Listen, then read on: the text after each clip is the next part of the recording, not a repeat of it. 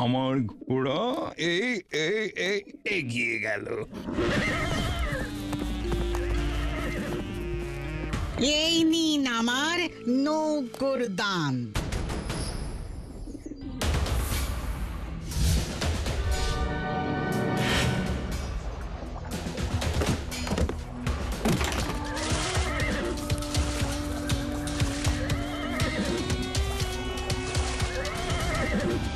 এবার আর তোমার রাজাকে বাঁচাতে পারবে না।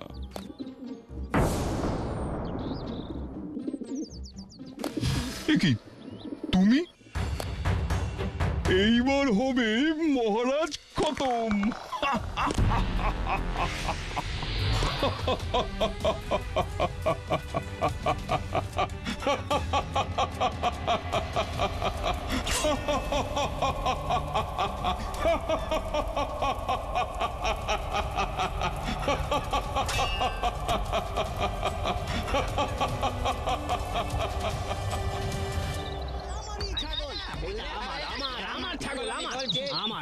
এটা আমার ছাগল।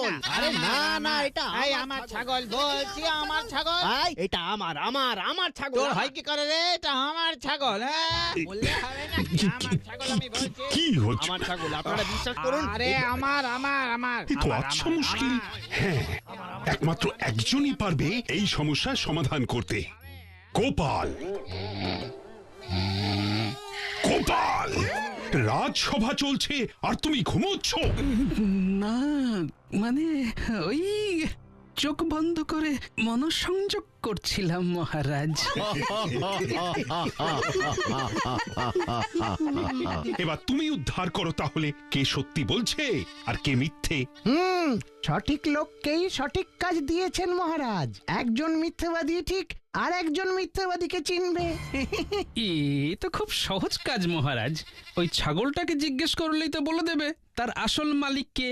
আর ছাগলের ভাষা তো আমাদের মধ্যে সবচাইতে ভালো বোঝে।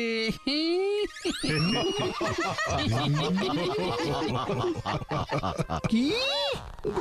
গোপাল আমাকে অপমান করলো মহারাজ, আপনি এর বিচার করুন। তা শুরুটা কে করেছে শুনি? আগে এদের বিচার করি, তারপর তোমাদেরটা দেখবো। যত সব। সমাধান পেয়ে গেছি মহারাজ। ওই ওই ছাগলটাকে ঠিক মাঝ বরাবর দুভাগে কেটে কানাইয়ার বলাইকে দিয়ে দিন, ব্যাস তাহলেই ঝামেলা শেষ। সে কি অকারণে পশু হত্যা? না না না না না না না, না। এবার কি বিনা যুদ্ধে হবে রক্তপাত? গোপাল নয়, এর পিছনে গোপালের হাত। না না না, তোমার এই সমাধান আমাদের পছন্দ হয়নি গোপাল। আর কি কোনো উপায় নেই? না সেনাপতি, এটাই একমাত্র রাস্তা। কেউ না পারলে আমাকে দিন। আমি ঠিক মাঝ বরাবর দুভাগ করে দেব। না না না না না, ওকে রক্ষা করো।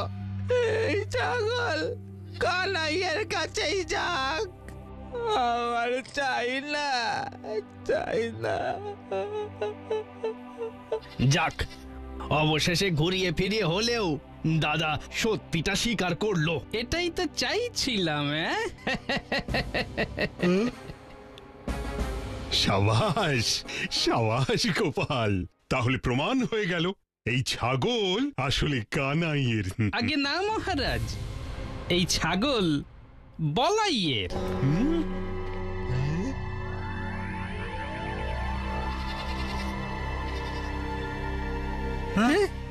গোপাল বলে কি? গোপালের মাথায় নিশ্চয়ই বায়ু চড়েছে। একটু ডাবের জল খাবে গোপাল? সে আপনি খাওয়াতে চাইলে খাওয়াবেন, কিন্তু সত্যিটা হলো ওই বেটা কানাই হলো ঠগ। কিভাবে বুঝলে? এই ছাগল ওর নিজের হলে দুভাগ করার কথা শুনে লাফিয়ে উঠত, ঠিক যেমন বলাই করেছিল। নিজের পোষ্যের উপর এটুকু মায়া তো সকলেরই থাকে মহারাজ।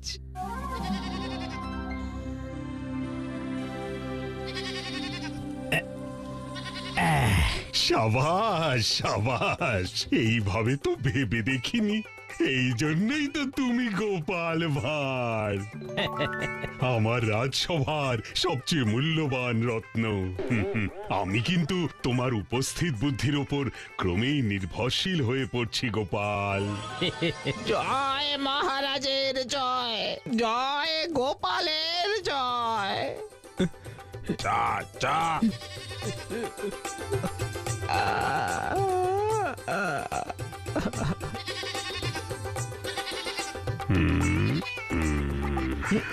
মহারাজ, আপনাকে চিন্তিত দেখাচ্ছে, কিন্তু সব সমাধান তো হয়েই গেল।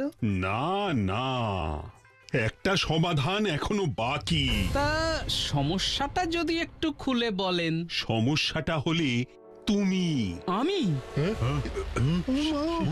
কিন্তু গোপাল, তোমার অবর্তমানে কার বুদ্ধিতেই রাজ্য চলবে সেটা ভেবেই বড় দুশ্চিন্তা হচ্ছে। কেন মহারাজ, আমি তো আছি। সেটা তো আরো বেশি দুশ্চিন্তার।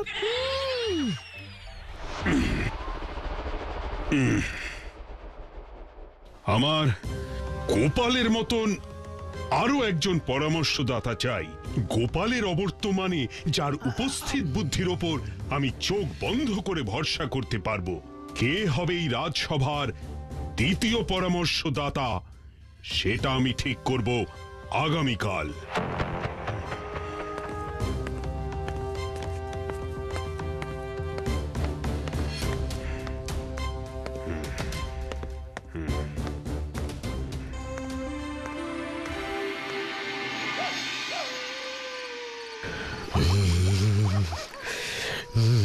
শান্ত হও গো, শান্ত হও।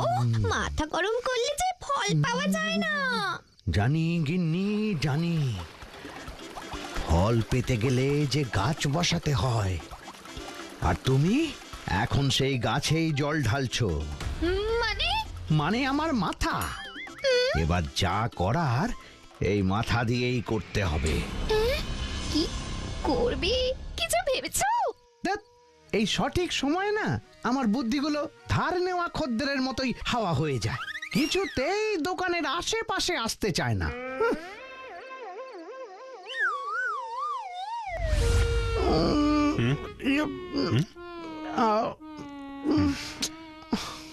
কি হলো মন্ত্রী, বলো।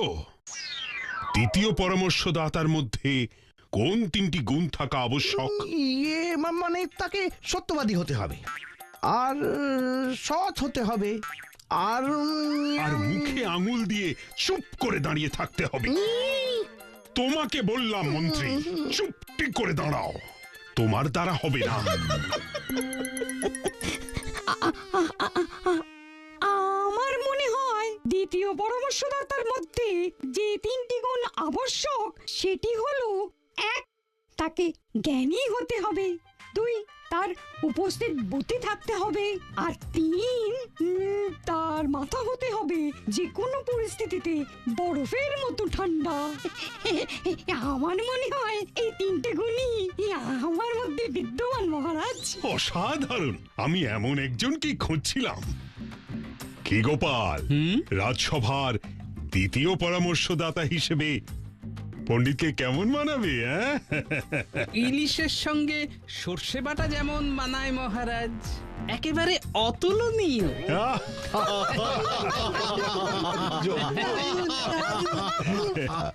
রাজপণ্ডিত, আজ থেকে আমি তোমাকে কৃষ্ণনগর রাজ্যের দ্বিতীয় পরামর্শদাতা হিসেবে।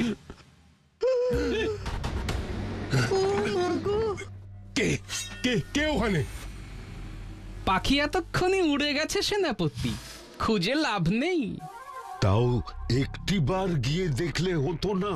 কার এত বড় সাহস? যেটা দেখার সেটার দিকে দেখছি, কেউ দেখছেই না।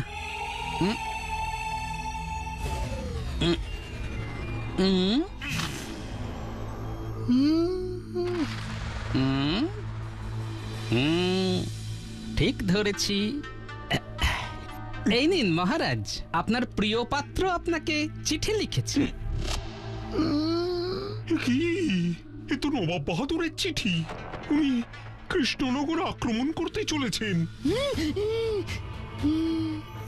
হ্যাঁ,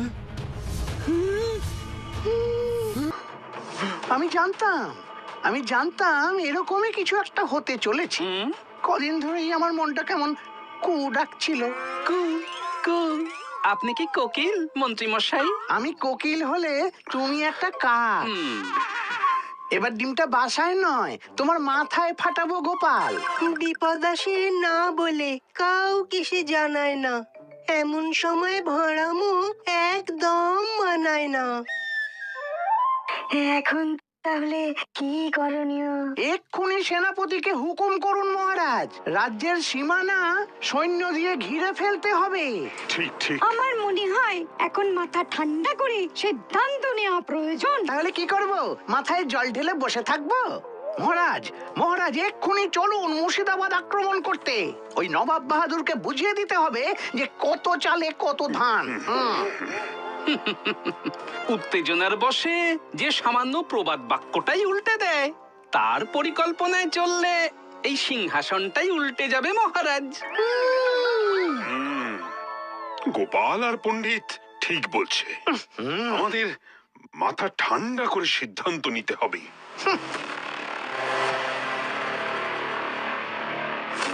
সবার প্রথমে আমাদের নিশ্চিত করতে হবে যাতে অতর্কিত আক্রমণের ফলে রাজ্যের সাধারণ মানুষের কোনো ক্ষতি না হয়। আমিও ঠিক এটাই ভাবছিলাম গোপাল। আমাদের পরিকল্পনা করে এই যুদ্ধ রাজ্যের বাইরে নিয়ে যেতে হবে। আর এমন ভাবে নিয়ে যেতে হবে যাতে নবাব বাহাদুরের কোনো সন্দেহ না হয়। ঠিক, আসল যুদ্ধের আগে আমাদের স্নায়ু যুদ্ধে জিততে হবে। নবাবের আত্মবিশ্বাসে আঘাত। ঠিক, একমাত্র একটি রাস্তাই বাকি আছে পণ্ডিত মশাই। মহারাজ, এবার আমি যেমন যেমন বলবো ঠিক তেমন ভাবে একটি পত্র লিখে পাঠিয়ে দিন নবাব বাহাদুরের কাছে। তারপর অপেক্ষা নবাব বাহাদুরের পাল্টা চিঠির। আমি বরং ততক্ষণ ওই বাড়ি গিয়ে পান্তা খেয়ে একটু আরামের ঘুম ঘুমিয়ে নিই। উহ বাবা, বাইরে যা গরম! বাবারে বাবা, বাবা।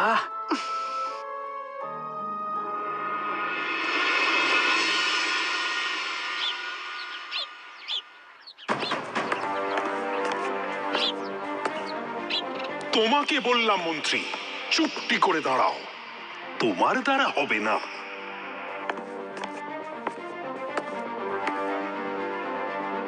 কি গোপাল, রাজসভার দ্বিতীয় পরামর্শদাতা হিসেবে পণ্ডিতকে কেমন মানাবে?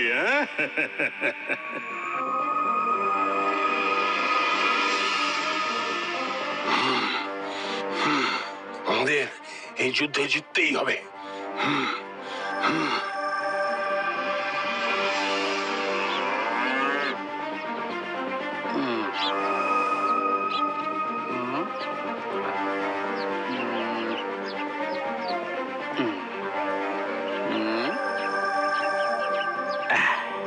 খসড়া প্রস্তুত। কাল এই পত্র নবাব বাহাদুর পাওয়ার পর কি যে হবে।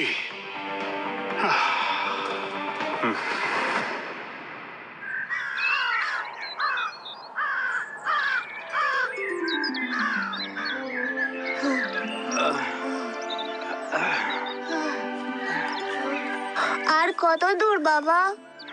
সে এখনো অনেকটা পথ। সন্ধ্যের মধ্যেই মুর্শিদাবাদ পৌঁছে যাব। আমরা এই পথ ধরে কেন যাচ্ছি বাবা? ওই টিলাপাড়ের পথ ধরে গেলে তো দুপুরের মধ্যেই পৌঁছে যেতাম। হ্যাঁ তা ঠিক, কিন্তু ওই খাঁ রোদ, আর তার উপর ওই পথে যে একটা গাছও নেই। এতটা পথ পেরিয়ে তারপর নদী পার হয়ে যেতে যে অনেক কষ্ট বাবা। সময় বেশি লাগলেও এ পথে কষ্ট কম। তাই বুঝি?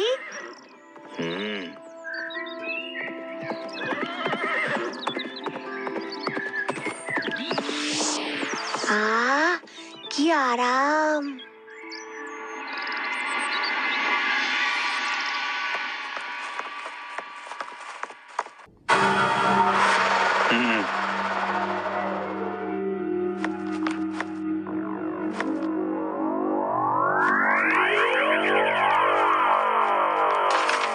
গোপাল ও গুপ্তচর এই মুভিটা যদি ভালো লাগে আমাদের টুনটাস্টিক বাংলা চ্যানেলটা সাবস্ক্রাইব করে দিন ও লাইক শেয়ার কমেন্ট করে দিন।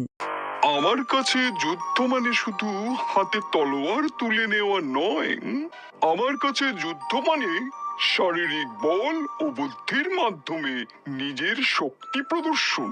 ভাববেন না আমি ভয় পেয়েছি।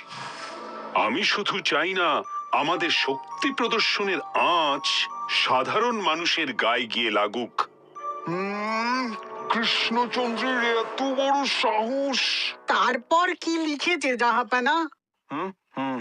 তাই আমি আমার সেরা 5 জন যোদ্ধাকে মুর্শিদাবাদ ও কৃষ্ণনগরের মাঝে অবস্থিত টিলাপাড়ের প্রান্তরে পাঠাবো। আপনিও আপনার সেরা 5 জন যোদ্ধাকে পাঠাবেন। 2 দলের মধ্যে লড়াই হবে। যদি আপনার দল জেতে তাহলে আমি অবলীলায় আমার কৃষ্ণনগর দিয়ে দেবো। বাবা রে বাবা, এত আত্মবিশ্বাস কৃষ্ণচন্দ্রের! সৈন্যদের তৈরি হতে বলো উজির। আমি এক্ষুনি কৃষ্ণনগর আক্রমণ করব। মাথা গরম করে কোনো সিদ্ধান্ত নেবেন না জাহাপানা।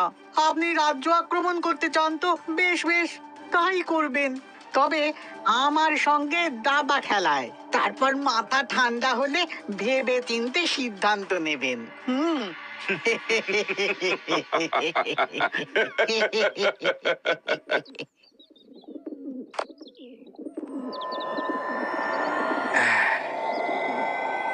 এবার আর তোমার রাজাকে বাঁচাতে পারবে না।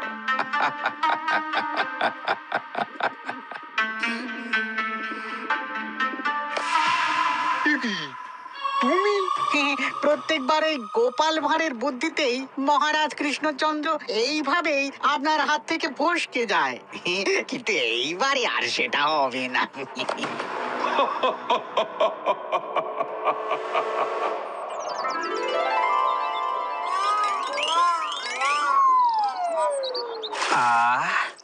শান্তি।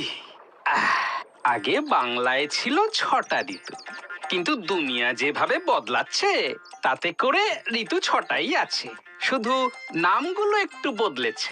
এই যেমন 1 গ্রীষ্ম, 2 গ্রীষ্মের সঙ্গে একটু বর্ষা, 3 আবার হালকা গ্রীষ্ম, 4 একটু কম গ্রীষ্ম, 5 শীতের সঙ্গে গ্রীষ্ম, আর 6 আবার হালকা গ্রীষ্ম।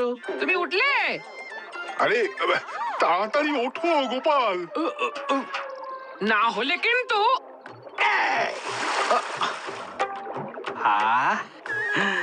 উপরেও জল, নিচেও জল, চারিদিকে শুধু জল থই থই আর জল থই থই, জল থই থই, জল থই থই। তাও তো উঠলো না।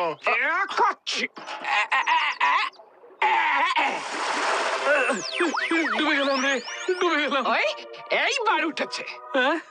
তোমরা তাড়াতাড়ি চলো গোপাল, নবাব বাহাদুরের উত্তর এসেছে। পণ্ডিত তো আগেই রাজসভায় পৌঁছে গেছে। মহারাজ তোমার জন্য অপেক্ষা করছেন। কি সুন্দর গলা পর্যন্ত জলে ডুবেছিলাম। এই নবাব বাহাদুরের জ্বালায় শান্তিতে একটু স্বপ্নও দেখতে পারবো না দেখছি।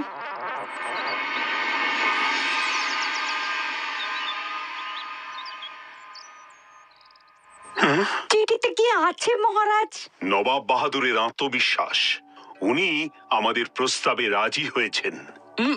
বাবা বা মহারাজ, এ তো ভালো খবর। মাছ তার মানে টোপ গিলেছে।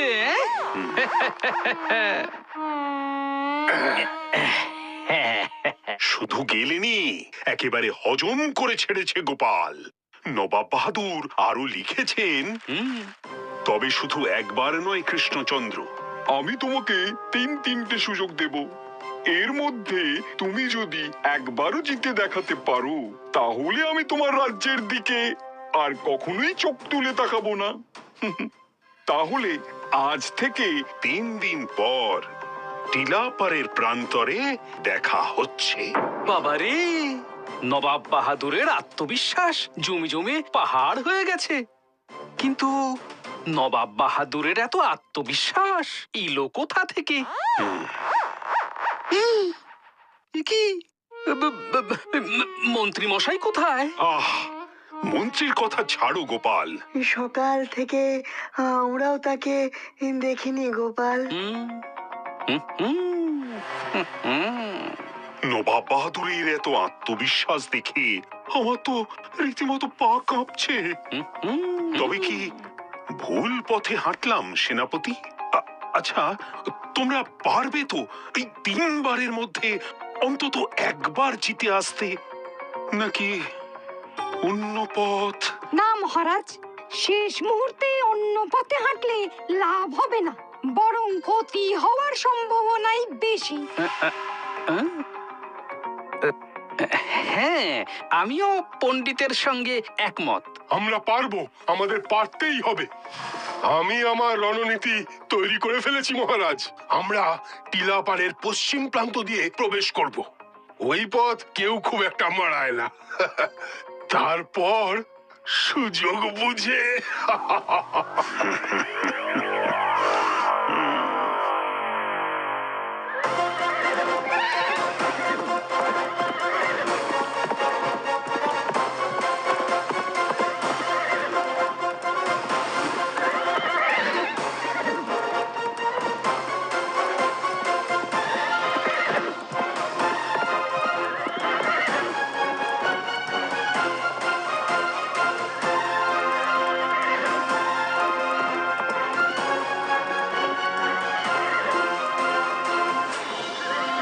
আমরা সঠিক পথ দিয়ে টিলাপাড়ে ঢুকে পড়েছি। আমাদের রণনীতি সবার মনে আছে তো? আছে, আছে। বেশ, তুমি পূর্ব দিক থেকে, তুমি পশ্চিম, তুমি উত্তর, আর তুমি দক্ষিণ দিক থেকে আক্রমণ করবে, আর আমি থাকবো মাঝখানে। বুঝেছো? হ্যাঁ, বুঝেছি।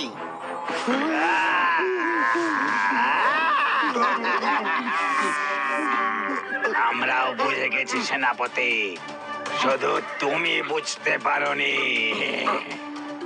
এবার সুবোধ বালকের মতো আত্মসমর্পণ করে নিজেদের রাজ্যে ফিরে যাও, না হলে করলাম আত্মসমর্পণ। এছাড়া আর তো কোনো উপায় নেই।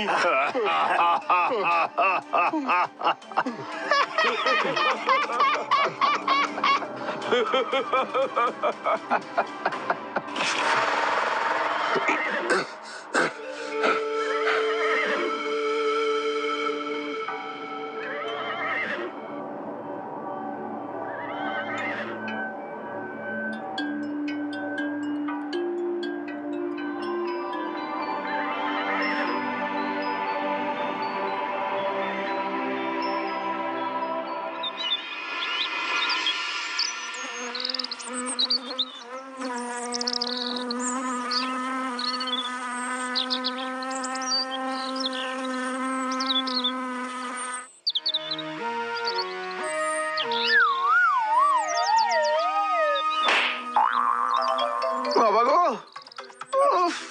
ভাবলাম গাছের ছায়ায় নিরিবিলিতে বসে একটু ধ্যান করে মনঃসংযোগ ঘটানোর চেষ্টা করব, যাতে গোপালের বিরুদ্ধে আমার বুদ্ধিটা একটু খোলে।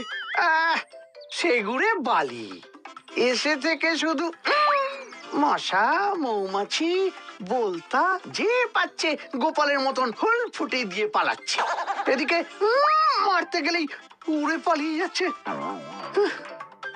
এদিকে দিন 3 হয়ে গেল। যাই, এদের থেকে গোপালই ভালো। ও অন্তত আর উড়ে তো আর পালাতে পারে না।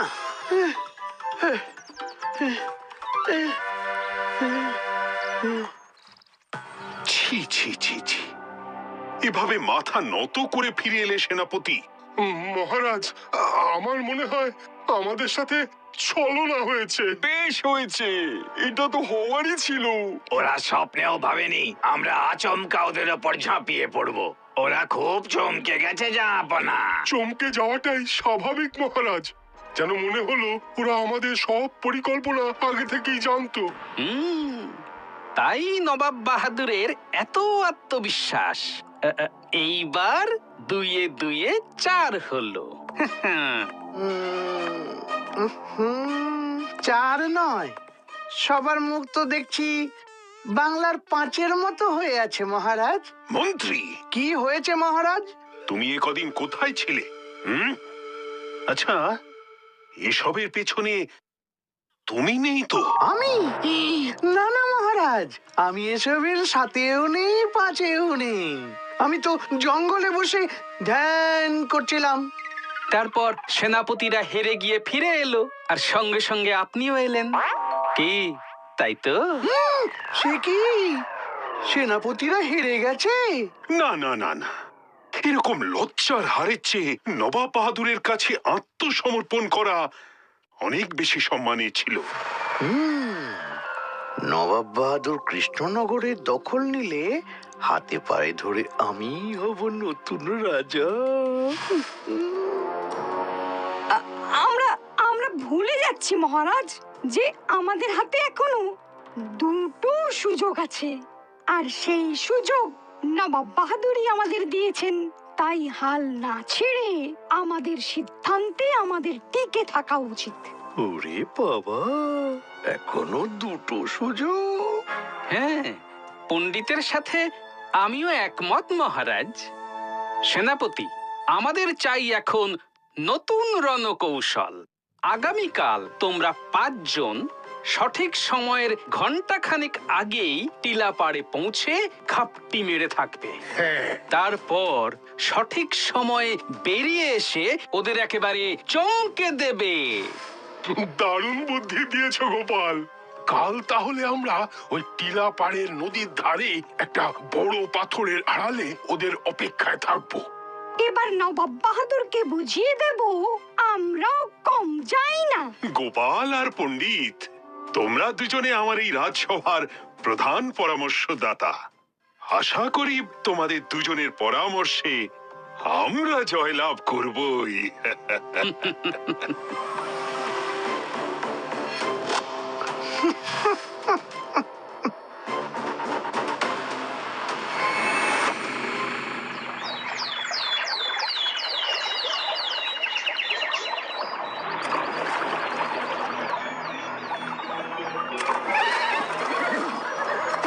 ওরা এসে না পৌঁছানো পর্যন্ত এখানে ঘাপটি মেরে থাকবো আমরা, আর শিকারের জন্য অপেক্ষা করব বাঘের মতন। এবার আর কোনো ভুল হবে না। ভুল তো হয়েই গেছে সেনাপতি। সে কি? কে কে কে?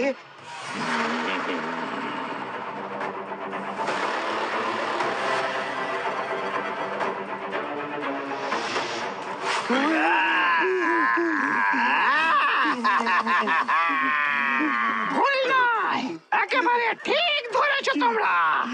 আমরা তখন ওই কাদায় শিকারী কুমিরের মতন শুয়ে শিকারের অপেক্ষায় ছিলাম।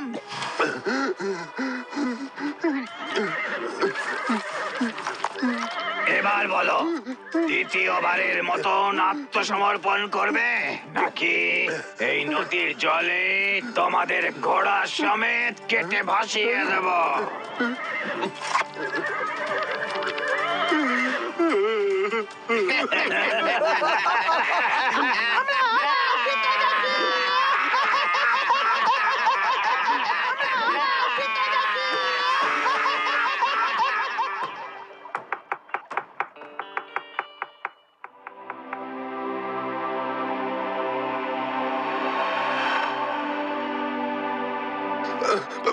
ওরা কি করে জানলো আমরা নদীর ধারে নির্দিষ্ট সময়ের আগে পৌঁছে ওদের জন্য অপেক্ষা করব?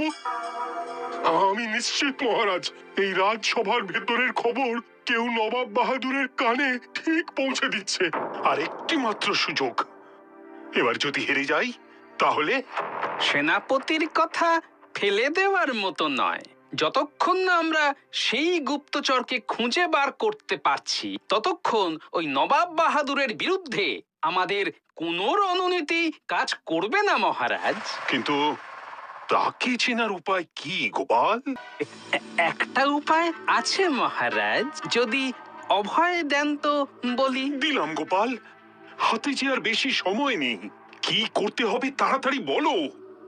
বেশ, মহারাজ বাদে এই রাজসভার বাকি সব সদস্যদের অর্ধনগ্ন অবস্থায় আমার সামনে এসে দাঁড়াতে হবে। তাহলেই আমি সেই গুপ্তচরকে ঠিক চিনে নেব মহারাজ। কি আমরা অর্ধনগ্ন অবস্থায় দাঁড়াবো? এসব কি হচ্ছে মহারাজ? না না গোপাল, এতে সবার সম্মানে আঘাত করা হবে, সেটা কি ঠিক হবে? দেখেছেন মহারাজ, দেখেছেন দিন দিন গোপালের ভাড়ামো বেড়েই চলেছে। গোপাল, যা বলছো ভেবে বলছো তো? আমার উপর একটু বিশ্বাস রাখুন মহারাজ। আর তো কোনো উপায়ও দেখছি না। বেশ, আমি সবাইকে অনুরোধ করছি গোপালের সঙ্গে একটু সহযোগিতা করার জন্য। এতে আখেরে আমাদেরই লাভ।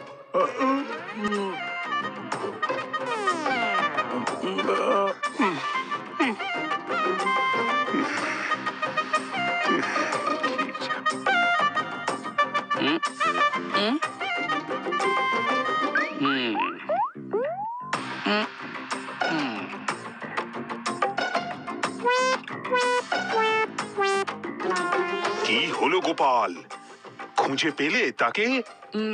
না মহারাজ, আমি পারলাম না। সবাই আমাকে ক্ষমা করবেন। হ্যাঁ, ক্ষমা করবেন।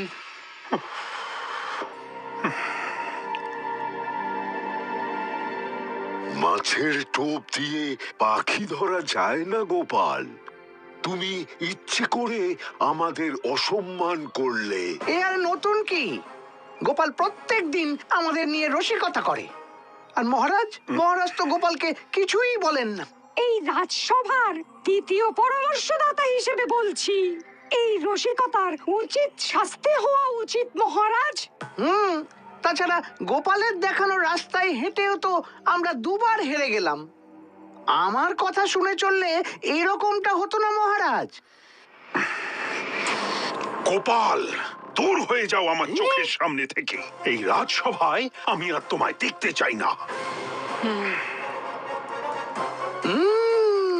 এই তো ফু দিতে আগুন জ্বলে উঠেছে। এবার আমি আর গোপালের বুদ্ধিতে চলবো না।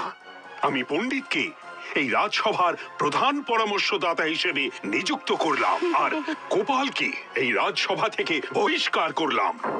হ্যাঁ, বেরিয়ে যাও গোপাল, আর দাঁড়িয়ে থেকে লাভ নেই।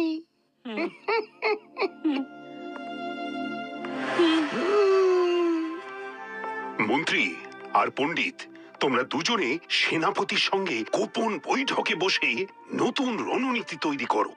আগামীকাল জিততেই হবে।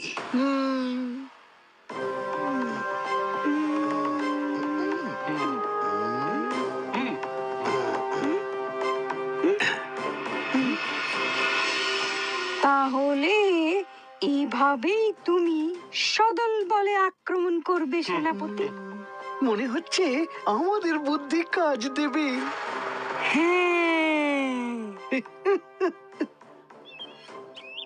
সবে তো রাজসভা থেকে ফিরলে, ছাতা নিয়ে আবার কোথায় চললে? আমার রাজসভার চাকরিটার নেই গিন্নি। চাকরি ছেড়ে আমি আমার স্বপ্ন পূরণ করতে চললাম। চাকরি ছেড়ে স্বপ্ন পূরণ? দেখি তো কেমন স্বপ্ন।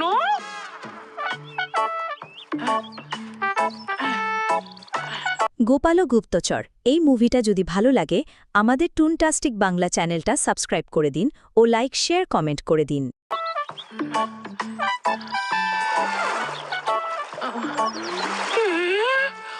ও মা গো, আমার মানুষটা ছাতা নিয়ে জলে নেমে গেল।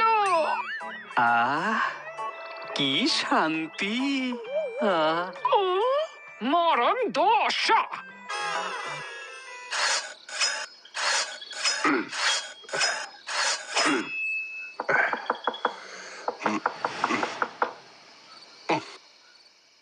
এত রাতে আমার বাড়িতে কে এলো? উফ। কি এত রাতে?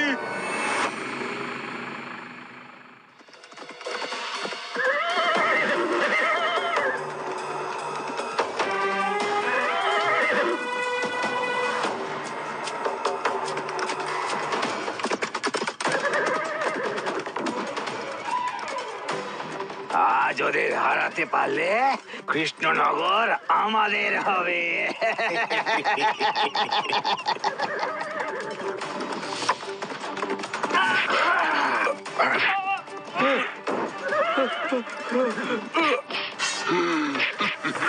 গতকাল রাতেই তলোয়ারে ধার দিয়েছি, এবার আত্মসমর্পণ না করলে থর থেকে গর্দান দুভাগ হবে, টেটটিও পাবে না। হ্যাঁ,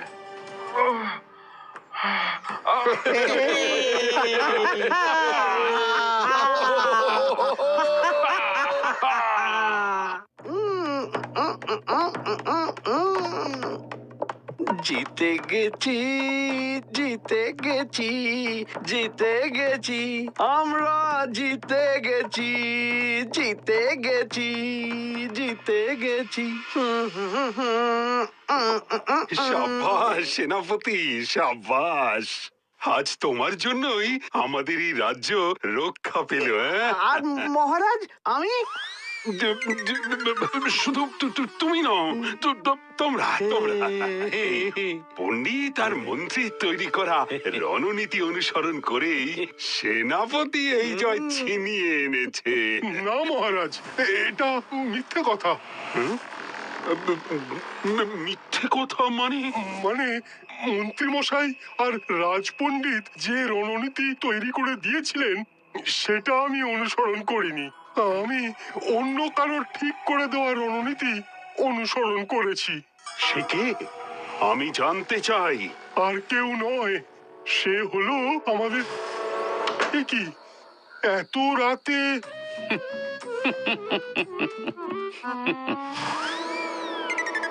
গোপাল। গোপাল? এত বড় সাহস! রাজসভা থেকে বহিষ্কার করার পরেও গোপাল কিভাবে রণনীতি তৈরি করে দিতে পারে মহারাজ? এ তো উচিত কথা নয়। গোপাল নিয়ম বিরুদ্ধ কাজ করেছে মহারাজ। গোপাল, তোমার এত বড় আস্পর্ধা! খুশির দিনে এই অধমের উপর রাগ করবেন না মহারাজ। আপনি আমাকে যে শাস্তি দেবেন তা আমি মাথা পেতে নেব। শুধু আমাকে কটা কথা বলতে দিন মহারাজ। হ্যাঁ মহারাজ, গোপালকে দয়া করে বলতে দিন। হ্যাঁ, রাজ্য যখন হাতছাড়া হচ্ছে না, তখন গোপালের কথা শোনা যেতেই পারে। হ্যাঁ হ্যাঁ, মাথায় তো এখন কোনো দুশ্চিন্তা নেই, তাই গোপাল আবার ভাড়ামো করলেও ক্ষতি নেই। শুধু আবার অর্ধনগ্ন হতে বলো না যেন। না না না, ওসব কিছু নয়। এবার বরং পালা হাটে হাড়ি ভাঙার। আর আপনাদের সবাইকে অর্থনগ্ন করে আমি সেদিন সফল হয়েছিলাম। শুধু বলিনি যাতে সে বুঝতে না পারে যে গোপাল সব জেনে ফেলেছে। এসব কি বলছো তুমি গোপাল? আগে আমি ঠিক বলছি মহারাজ। এই গুপ্তচর যদি একবার বুঝে ফেলতো যে তার সব পরিকল্পনা আমি ধরে ফেলেছি, তাহলে সে সাবধান হয়ে যেত আর আমরা আবার হেরে যেতাম। তাই তো আমি চুপ করেছিলাম। বাবারি বাবা, এসব শুনে আমার গায়ে এলো জ্বর। আমরা সবাই জানতে চাই কে সেই গুপ্তচর।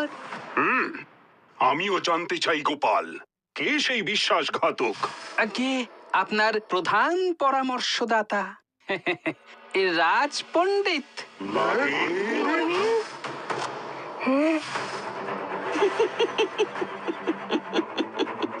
হিংসা মহারাজ, হিংসা।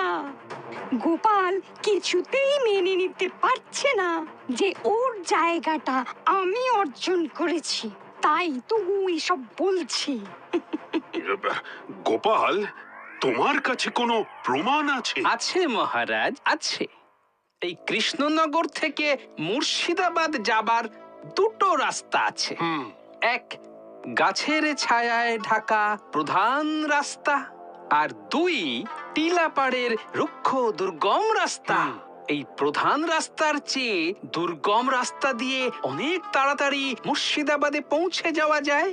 তাই খুব স্বাভাবিকভাবেই কৃষ্ণনগরে থাকা গুপ্তচর ওই রাস্তাটাই ব্যবহার করবে নবাবের কানে খবর পৌঁছে দেওয়ার জন্য। এতে করে কি প্রমাণ হলো গোপাল? এখনো হয়নি, তবে এইবার হবে। মহারাজ, বাইরে চাঁদি ফাটা রোদ, আর এই রোদের মধ্যে ওই গুপ্তচরকে একবার মুর্শিদাবাদ যেতে হচ্ছিল, আবার নবাবের কানে খবর পৌঁছে দিয়ে ফিরে আসতে হচ্ছিল এই রাজ্যে।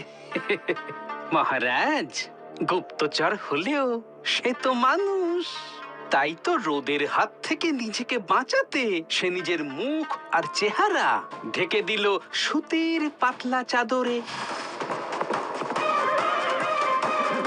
খুব স্বাভাবিকভাবেই গোটা মুখটা ঢাকলেও চোখ দুটো তাকে খোলা রাখতে হয়েছিল।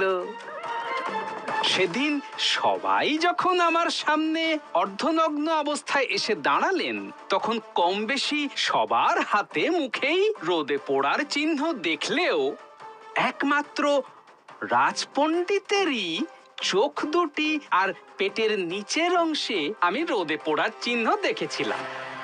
বিশ্বাস না হলে আপনারা সকলেই দেখুন না। তা পণ্ডিত মশাই, গায়ের চাদরটা যদি একবার একটু সরান।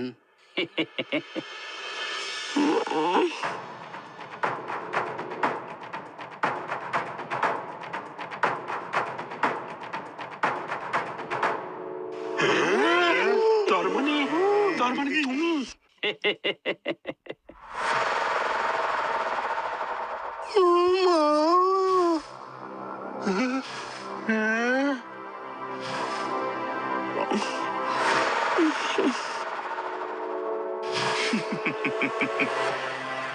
কি তুমি? আমি এখন থেকে দ্বিতীয় পরামর্শদাতা হিসেবে মহারাজের খুব কাছের লোক, তাই কৃষ্ণনগরের সব হাঁড়ির খবর আপনাকে জানিয়ে অনেক সাহায্য করতে পারি। এইবার হবে মহারাজ খতম।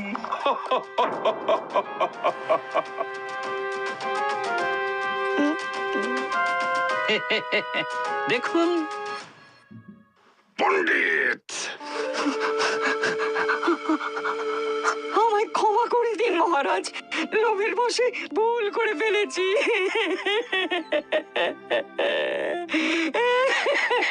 ও, গোপাল তার মানে ঠিক বলছে?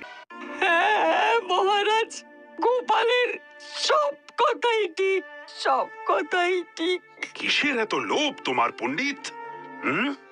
রাজসভার একজন পণ্ডিত হয়েও গোপাল আমার চেয়ে অনেক বেশি জনপ্রিয়। এটা আমি কিছুতেই মেনে নিতে পারতাম না, কিছুতেই না। আমি তো এখনো পারি না। তারপর একদিন এলো দ্বিতীয় পরামর্শদাতা হওয়ার সুযোগ। নিজের বুদ্ধি আর পাণ্ডিত্য ফলিয়ে আমি আপনার দ্বিতীয় পরামর্শদাতা হলাম। কিন্তু কিন্তু কিন্তু চারা গাছ হয়ে বট গাছের নিচে আর কতদিন বাঁচা যায়, তাই তো? ঠিক তাই খুব লোভ হলো গোপালকে সরিয়ে মহারাজের প্রধান পরামর্শদাতা হওয়ার। কিন্তু কিন্তু মনটা ঠিক ভরল না। লোভ হলো ওই ওই সিংহাসনে যদি একবার বসতে পারতাম। বাহ বাহ বাবা বাবা বাহ! তাই নবাব বাহাদুরের সঙ্গে হাত মিলিয়ে তুমি? গোপালের মতন একজন পরামর্শদাতা থাকতে আপনার আর কাউকে প্রয়োজন নেই। আমি আজ এই মুহূর্তে আপনার প্রধান পরামর্শদাতার পদ থেকে সরে দাঁড়ালাম। শুধু সরে দাঁড়ালে হবে না, তোমাকে কঠিন শাস্তি পেতে হবে। আমার কাজ শেষ, এবার আমাকে কি শাস্তি দেবেন মহারাজ? শাস্তি নয় গোপাল, শাস্তি নয়, তোমাকে পুরস্কার দেব। আজ যে বড় খুশির দিন, তুমি না থাকলে এই দিনটা যে দেখতেই পেতাম না। আমার একটা প্রশ্ন আছে মনে, করতে পারি কি তা সবার সামনে? হ্যাঁ হ্যাঁ, করে ফেলো করে ফেলো। রোদে পোড়া দাগই একমাত্র লক্ষণ, গোপাল তা বুঝলো কেমনে? তাই তো, এটা তো সত্যি। এর পেছনে একটা ছোট্ট গল্প আছে। তাহলে সেটা বলি মহারাজ। বেশ, বলো। সপ্তাহখানেক আগে একদিন সকালে আমি আমার মেয়ের বাড়ি গিয়েছিলাম। তারপর মুখে কিছু দিয়েই মেয়ের বাড়ি থেকে কাজ মিটিয়ে আবার বাড়ির পথে রওনা দিয়েছিলাম।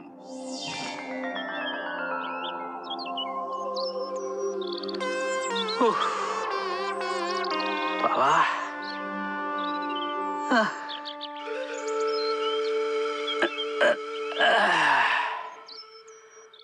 গিন্নি, ও গিন্নি, একটু জল দাও না।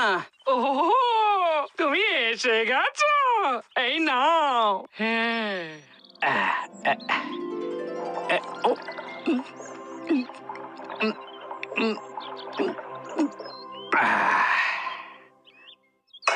বাবা, গিন্নি, এই ছাতাটা ভাঙার আর সময় পেল না। সে তো তোমার মুখ হাত দেখেই বোঝা যাচ্ছে। কেন? একবার আয়নায় গিয়ে নিজের মুখটা একবার দেখো না, রোদে একেবারে তামা হয়ে এসেছো। এই দেখো। ও তাই নাকি?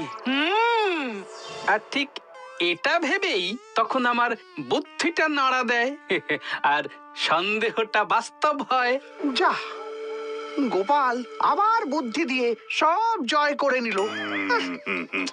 এবার আমাকে এই গোপালের সঙ্গে টেক্কা দেওয়ার জন্য হিমালয়ে গিয়ে মনঃসংযোগ করতে হবে দেখছি। আপনার সঙ্গে আমিও যাব মন্ত্রী মশাই। হিমালয়েও? ওখানে অনেক বরফ। উফ বাবা, এই গরমে কৃষ্ণনগরে আর পেরে উঠছি না। তুমি আমার পিছু ছাড়বে না গোপাল? না, যেখানে মন্ত্রী চালবে চাল, সেখানে এই গোপাল ফেলবে জাল। খপাত!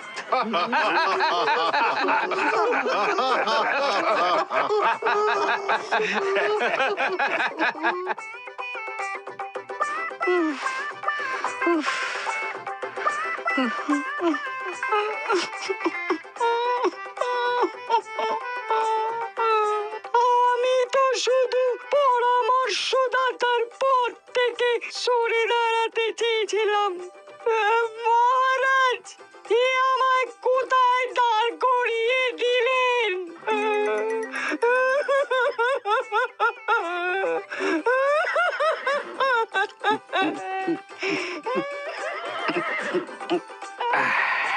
পণ্ডিতের সব পাণ্ডিত্য গোপালের কাছে ফুস। এই গরমে আর ভাল লাগে না। ঠুস।